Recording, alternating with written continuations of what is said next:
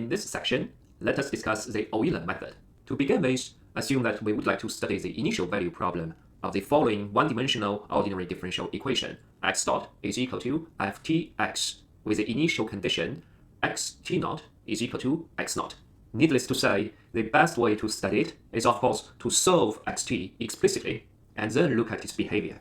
Unfortunately, even if a solution indeed exists, in most scenarios, it will be impossible to express that solution in terms of elementary functions explicitly.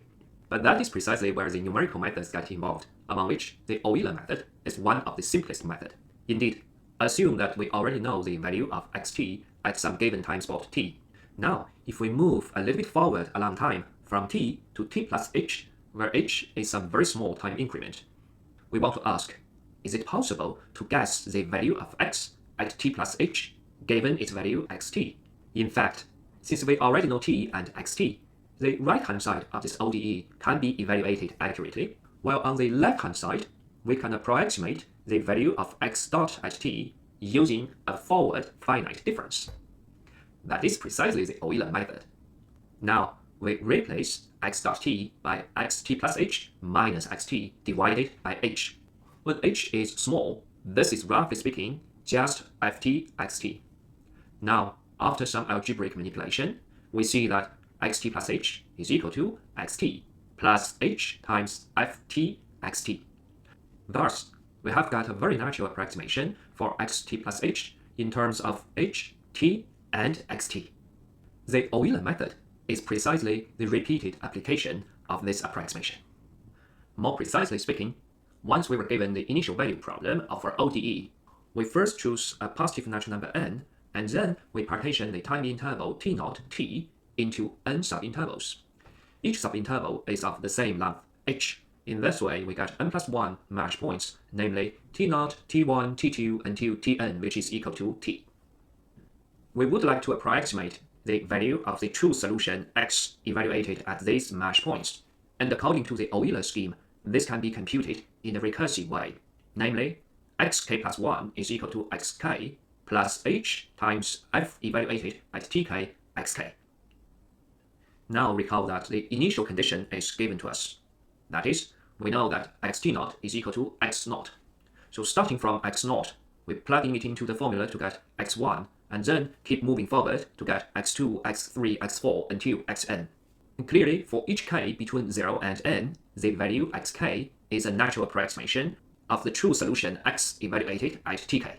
And if the approximation at each of these match points is accurate enough, we can then expect to use interpolation, for example, to create some reasonable global approximation of the actual solution. And once we have understood how to apply the Euler method for the one-dimensional problem, it is very natural to generalize the same idea to higher dimension. The only difference is that in higher dimension, xk, instead of being a scalar, is now a vector. But the idea will still be the same. Each time we know the vector xk, we can plug it into the Euler iteration to get xk plus 1, and we can keep going until we get xn, and that is the whole story. Now, let us look at some examples. Our first example is a one-dimensional system, namely x dot is equal to x with the initial value x0 being 1. We would like to approximate the solution on the interval 0 and 1. To this end, we first pick a natural number n and discretize the time with the step length h is equal to 1 over n. Now the match points are given by tk is equal to 0 plus 1 over n times k, that is k over n. The Euler iteration now reads xk plus 1 is equal to xk plus h times xk, that is 1 plus h times xk. Since we already know that x naught is equal to 1, we can start our iteration from there and eventually get all the xk. Our second example is the initial value problem of a two-dimensional system, namely the system governing the evolution of harmonic oscillator. That is, x dot is equal to y dot is equal to negative x. This time, we want to investigate the solution between 0 and 2 pi. Similarly as before, we first choose a large n, and then discretize the time interval 0 and 2 pi into n subintervals. The step length is then 2 pi over n. We then identify the match points. That is, tk is equal to t naught plus k times h, and in our case, this reads 2 pi times k over n. Now, let us look at the Euler iteration. We have xk plus 1 is equal to xk plus h times yk. Moreover, yk plus 1 is equal to yk minus h times xk.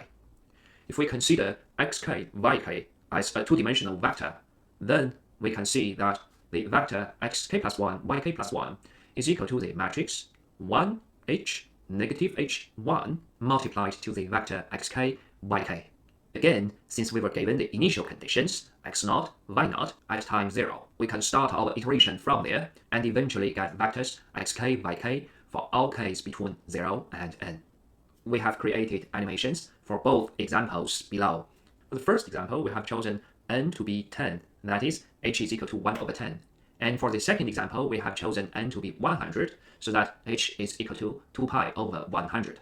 And in both cases, we use the blue curve to represent the true solution, and we use the orange curve to represent the interpolation through samples obtained from the Euler scheme.